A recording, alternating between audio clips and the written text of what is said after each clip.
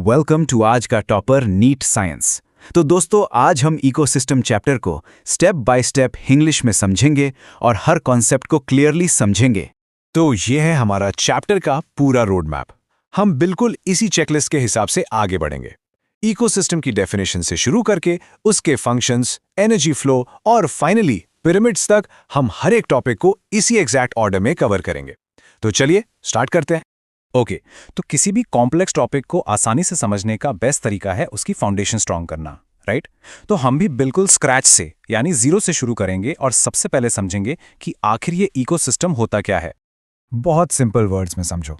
Ecosystem एक ऐसा system है जहां लिविंग चीजें मतलब बायोटिक कंपोनेंट्स जैसे पेड़ पौधे, जानवर और नॉन लिविंग चीजें मतलब एबायोटिक फैक्टर्स जैसे मिट्टी, पानी, टेम्परेचर आपस में इंटरैक्ट करते हैं। और हाँ, ये टर्म इकोसिस्टम साइंटिस्ट टैंजले ने दिया था।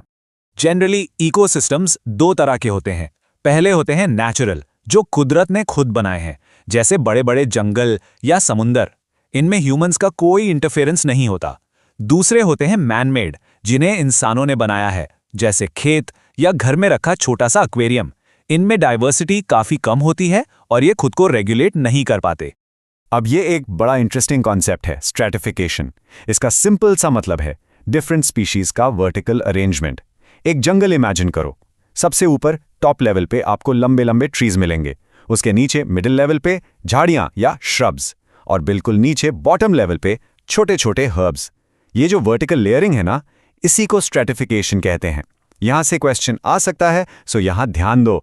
चलो, अब तक हमने इकोसिस्टम का बेसिक स्ट्रक्चर तो देख लिया, लेकिन अब आगे बढ़ते हैं और ये समझते हैं कि एक इकोसिस्टम काम कैसे करता है। मतलब what does it actually do, इसके फंक्शंस क्या हैं?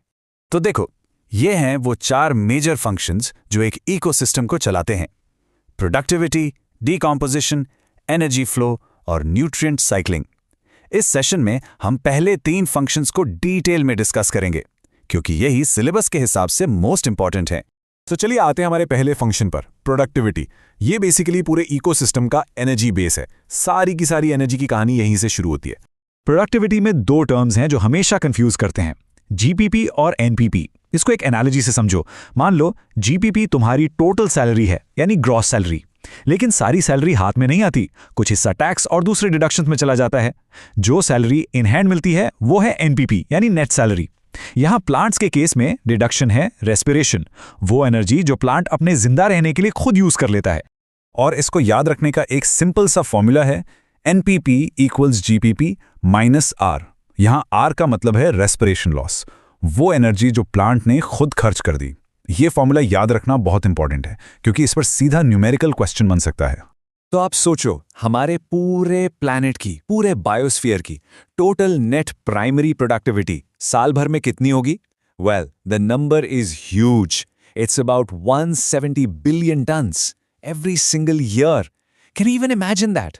लेकिन यहां एक बहुत ही सरप्राइजिंग फैक्ट है। देखो, हमारी अर्थ का 70% एरिया तो पानी से कवर्ड है, राइट?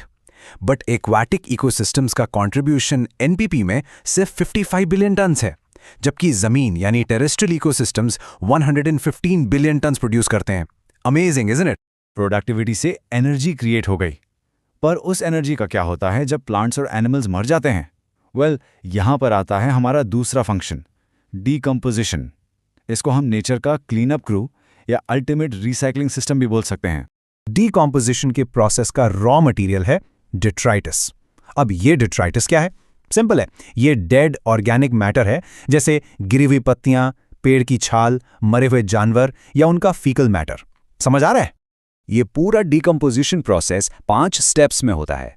सबसे पहले फ्रैगमेंटेशन, जहां अर्थवॉर्म जैसे डेट्रिटिवोर्स डिट्राइटस को छोटे छोटे टुकड़ों में तोड़ देते हैं। फिर लीचिंग, जिसमें पानी में घुलने वाले न्यूट्रिएंट्स मिट्टी में नीचे चले जाते हैं।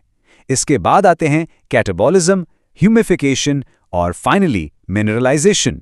और हाँ, ये सारे स्टेप्स एक के बाद एक भी होते हैं और कई बार एक साथ भी चलते रहते हैं। ह्यूमिफिकेशन के स्टेप में एक बहुत इंपॉर्टेंट सब्सटेंस बनता है जिसे कहते हैं ह्यूमस।